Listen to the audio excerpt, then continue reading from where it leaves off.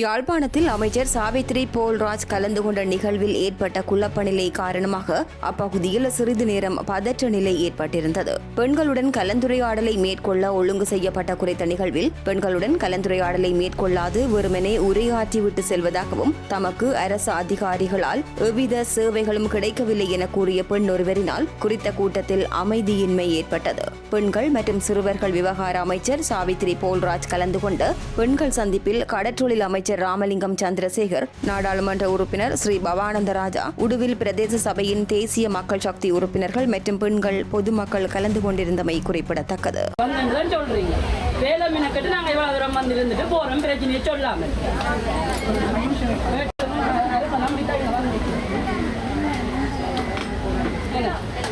மக்கள் பிரச்சனையோட மக்களோட கலந்துரையாடல் தான் ஒவ்வொரு இதுலையும் போட்டு கிடக்க. ஆனால் நான் வேலமினக்கட்டு இந்த சபை, இந்த வடக்கு பிரதேச சபை இல்லை. நான் வலிமேக்கிலிருந்து பிரச்சனையை சொல்கிறதுக்கு வந்து நான் ஒரு பெண்ணுன்றதால என்ற இதுவரைக்கும் நான் எல்லாம் ஆண்களைத்தான் சந்திச்சு கொண்டிருந்தேன். இங்கே உள்ள அதிகாரிகள் எல்லாம் ஆண்கள்ன்றதால அங்கே இந்த பிரச்சனை தீர்க்கப்படையில்தான் ஒரு பெண்ணிட்ட இந்த பிரச்சனையை சொல்ல வந்தால் நீங்கள் கேட்காமலே போகிறீங்க.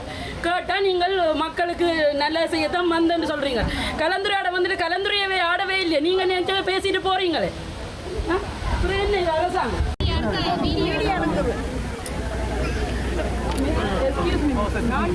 மேற்கு பிரதேச சபையிலிருந்து வாரேன். இப்படி ஒரு விஷயத்தை நான் உங்கள்கிட்ட இதில் பார்த்துட்டு கணவர்கிட்ட கேட்டுட்டு ஒரு பெண்ணுன்றதால இந்த பிரச்சனை உங்கள்கிட்ட தீர்க்கப்படும். ஆனால் கடைசி வரைக்குமே இந்த பிரச்சனை கேட்கப்படும். என்னன்னு சொன்னால் இன்றைக்கு வந்து நீங்கள் அரசாங்கத்தை வந்து நாங்கள் கூட சொல்லலை. ஆனால் அரசாங்கத்தை நாங்கள் எதை வச்சு டிசைட் பண்ணுறோம்? அரசு அதிகாரிகளை வச்சு தான் டிசைட் பண்ணுறோம்.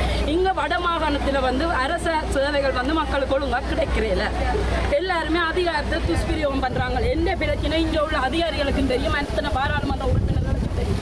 தீர்க்கப்படையில கேவலம் என்னன்னு சொன்னால், நான் ஒரு சமூக சேவை செய்கிறேன். ஒரு தெரு நாய்கள் 50 பேரை தத்தெடுத்து வளர்க்குறேன்ன்றத காரணம் காட்டியே இன்றைக்கு என்ன அதிகார துஷ்பிரயோகம் பண்ணி கொண்டிருக்கிறாங்க. நான் ஒரு பெண், நான் 2 வருஷமா மெலசல கூடம் இல்லாமல் வாழ்ந்து கொண்டிருக்கிறேன். மெலசல கூடம் நீங்கள் கட்டித்தர வேண்டாம், நான் கட்டுறேன்னு எனக்கு அனுமதி தாங்க கொண்டு கட்டுறேன். அனுமதி தெரியல.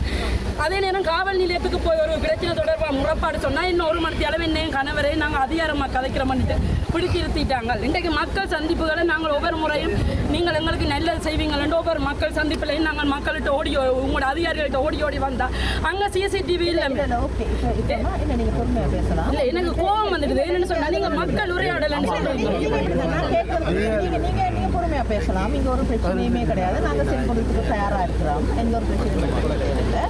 எங்களுடைய கடமை தான் உங்களுடைய பிரச்சனைகளை செஞ்சு கொடுக்குறது. அது ஓகே, நான் அதை எடுத்துக்கிறேன். இப்போ உங்களுக்கு இருக்கிற பிரச்சனை ஏன்னா நீங்கள் இருக்கிற வீடு இந்த வளவு உங்களுடைய எங்களோட எந்த பேரில் சோழவரி எல்லாம் மாற்றியாச்சு. அப்போது உங்களுக்கு டாய்லெட் கட்டுறதுக்கான வசதி, டாய்லெட் கட்டுறதுக்கான டிஓ நகரசபை பிரதேச சபை உள்ளூராட்சி திணைக்களங்களை கட்டுப்படுத்துறதுக்கு இங்கே ஒரு தருமே இல்லை. மிசாவா தங்களை கண்ட ஒரு அரசாங்கம் நடத்தி கொண்டு இல்லை. அது அப்படி இல்லை. அதில் நீங்கள் அதில் முறைப்பாடு உண்டு. நீங்கள் எந்த பிரதேச செயலாக தெரியும்,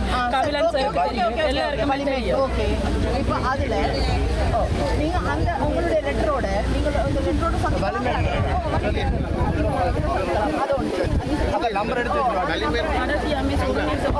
கடைசியா நாங்கள் இங்க உள்ள அரசு அதிகாரிகளை நம்ம ஒரு போராட்டம் ஒன்று கச்சேரிக்கிறதுனால நேரடி ஜனாதிபதி நாங்க பெண்கள் மதிக்கிற பெண்களை பெட்ரோல் செட்டில் பாருங்க தட்டுப்பாடு நேரம் ஒரு ஆண் விட்டு கொடுக்குறானா முன்னுக்கு இல்லாட்டி ஒரு அதிகாரி விட்டு நீங்கள் எல்லா இடமும் அரசு அதிகாரிகள் எல்லா பிரச்சனையும் ஒரே நேரத்தில் தீர்க்க முடியாது. உங்களோட டாய்லெட் விஷயத்துக்காக நீங்கள் ஒரு கடிதம் அதை நாங்கள் தேவைன்னா அதில் தேவையான உதவிகளை நாங்கள் வழங்குவோம். அது ஒன்று. அடுத்தது இப்போ உங்களுடைய அந்த இப்போ தெரு நாய்களை நீங்கள் தத்தெடுத்து வளர்க்குறதா இருந்தால் நீங்கள் உங்கள் அமைப்பை ரெஜிஸ்டர் பண்ணியிருக்கீங்களாமா?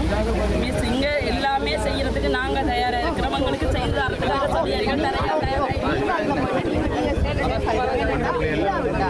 அந்த நாய்களை மட்டும் இல்லாமல்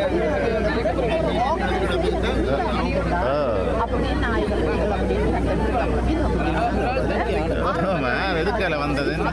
இல்லாட்டி அதில் ஏதாவது நோய்கள் பரவப்பட்டால் இல்லாட்டி உங்களுக்கு ஏதாவது பாதிப்பு வந்ததுன்னா அதுக்கு யாரும் பொறுப்பு கிடையாது. அதனால தான் நாங்கள் சொல்கிறோம். நீங்கள் அதை ரெஜிஸ்டர் பண்ணி கட்டாயம். ஓகே, அந்த 2 விஷயத்தின் தொடர்பாக இப்போ உதவி செய்வாங்க. வேறு தேவைன்னா தொடர்பு கொள்ளுங்களா? ஓகே.